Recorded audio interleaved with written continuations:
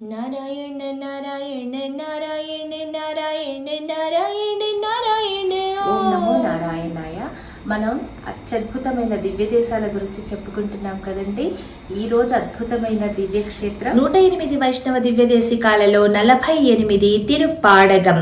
శ్రీ పాండవదూత పెరుమాళ్ కోవెల. దూత అనగా రాయబారి, అందువలన ఈ పేరు వచ్చింది. విశ్వరూప దర్శనంలో మనల్ని అనుగ్రహిస్తారు పెరుమాళ్.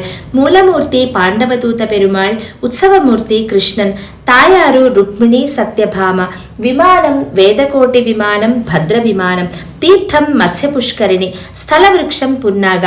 తప్పక దర్శించుకోవాల్సిన అద్భుతమైన ఈ దివ్య క్షేత్రం తమిళనాడులోని కంచిలో ఏకాంబరేశ్వర దేవాలయానికి చాలా దగ్గరలో 27 అడుగుల ఎత్తులో భద్ర విమానం కింద విశ్వరూప దర్శనంలో తూర్పు అభిముఖంగా దర్శనమిస్తారు పెరుమాళ్.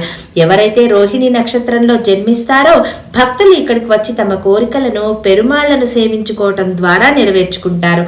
ఇలాంటి భంగిమను పెద్ద పెరుమాళ్లు మరి ఏ ఇతర దివ్య దేశాలలోనూ చూడలేము. తిరుపాదగం అనగా పెరుమాళ్ ఎక్కడైతే విశ్వరూప దర్శనంలో అనుగ్రహించారో ఆ పవిత్ర స్థలం.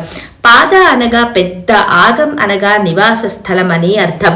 నకుల సహదేవులు ఈ తిరుపాడగం అని ఈ ప్రదేశాన్ని పిలిచారు. అందుకే దీని పేరు తిరుపాదగం అని పిలుస్తారు.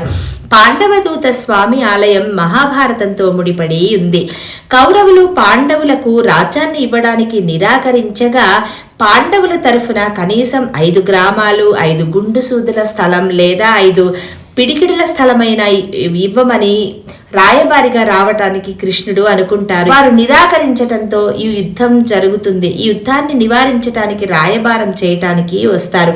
కొంతమంది ధృతరాష్ట్రుడు, పాంచాలి, భీష్ముడు యుద్ధానికి అంగీకరించకపోవటంతో వారి కోరిక మేరకు కృష్ణుడు పాండవుల దూతగా హస్తినాపురానికి రాయబారాన్ని కుదిర్చడానికి వెళ్తారు.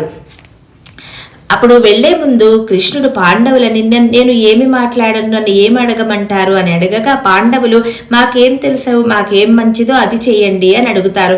సహదేవుడు కూడా నీలాగా గట్టిగా అడగమంటావా అని సహదేవుడిని అడగగా యుద్ధం జరగకుండా చూడమని చెప్తారు. దుర్యోధనుని మేనమామ అయిన శకుని ఒకవేళ కృష్ణుడు పాండవుల ముందుంటే యుద్ధం గెలవడం కష్టమని తెలుసుకుంటారు. అందుకు కృష్ణుని సంహరించాలనుకుంటారు. ఒక పెద్ద గొయ్యి తీసి దాన్ని తివాచీతో మూసి దానిపై అందమైన సింహాసనాన్ని వేసి దానిపై కూర్చోమని చెప్తారు. గొయ్యిలో కొంతమంది మల్ల యుద్ధ నిపుణుల్ని ఉంచి కృష్ణుని సంహరించమని చెప్తారు.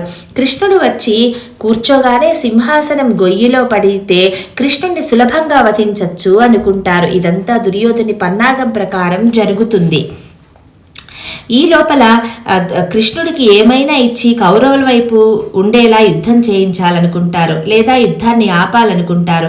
సంజయుడు ధృతరాష్ట్రునితో 1,00,000 ఏనుగులు, 10 గ్రామాలు, 108 ఆవులు కృష్ణుడికి ఏవైనా సరే ఇచ్చి యుద్ధాన్ని ఆపు, కానీ కృష్ణునికి ఇచ్చే బదులు పాండవులకు 10వ వంతు ఇచ్చినా యుద్ధమే అవసరం లేదు, కృష్ణుడు రాయబారానికే రారు అని సంజయుడు చెప్తారు. కానీ ఒప్పుకొని దుర్యోధనుని వలన ఈ పన్నాగం నడుస్తుంది. అలానే కృష్ణుడు ఆ గోతిలో పడిపోతారు. కానీ నిమిషాల వ్యవధిలో ఆ యోధుల్ని నాశనం చేసి విశ్వరూప దర్శనంతో బయటికి వస్తారు. ఎవరు స్వామిని చూడలేకపోతారు, ప్రకాశవంతమైన వెలుగును మాత్రమే చూడగలుగుతారు. ఆయన ముఖాన్ని నేరుగా ఎవ్వరు చూడలేరు. ఆయన పాండవుల దూతగా వచ్చినందున స్వామిని పాండవ దూత పెరుమాళ్గా పిలుస్తారు. అందుకే స్వామి అత్యంత పెద్దగా విశ్వరూప దర్శనంతో కనిపిస్తారు. పరీక్షిత్ మహారాజు కొడుకు జనమేజయుడు మహాభారత కథ వింటున్నారు. వైశంపాయనుడు చెప్పగా ఆయన వింటుండగా ఈ రకంగా మీ తాతగారిని కాపాడడానికి కృష్ణుడు వచ్చారు అని చెప్తారు. ఆ సన్నివేశాన్ని ఊహించుకుని పాతాళంలోనే భక్తితో కొలుచుకుంటే కృష్ణుడు ఎంత బాగుంటుంది అని జనమేజయుడు అనుకుంటారు. ఆయనకి అలాగే పాతాళంలో కృష్ణుడిని సేవించుకోవాలని ఆశ కలిగింది. అప్పుడు ఈ పెరుమాళ్ళ కోసం తపస్సు చేయగా ఆయన ఇలా దర్శనమిచ్చారు. అలా జనమేజయుడు దర్శించిన క్షేత్రం కూడా. ఒకసారి 18 రోజులు శైవుడైన యజ్ఞమూర్తి అనే ఆయనకు మరియు రామానుజాచార్యుల వారికి సంవాదం జరిగింది. 17 రోజులు ఎటూ తేలకపోవడంతో రామానుజాచార్యుల వారు పెరుమాళ్ళని సహాయం కోరగా ఆల్వాండర్ మీద పాటలు పాడమని చెప్పారు. అలా రామానుజాచార్యుల వారు సంవాదంలో విజేతగా నిలిచారు. దాంతో యజ్ఞమూర్తి రామానుజాచార్యులను అరుళాల పెరుమాళ్ ఎంబెరుమాన్ అని పిలిచారు.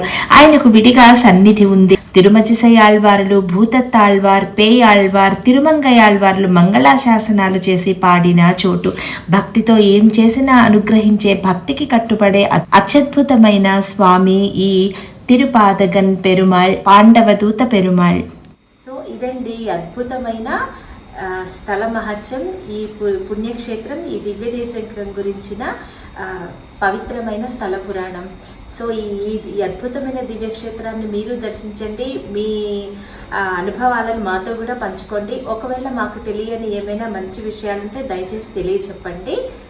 ఓం నమో నారాయణ.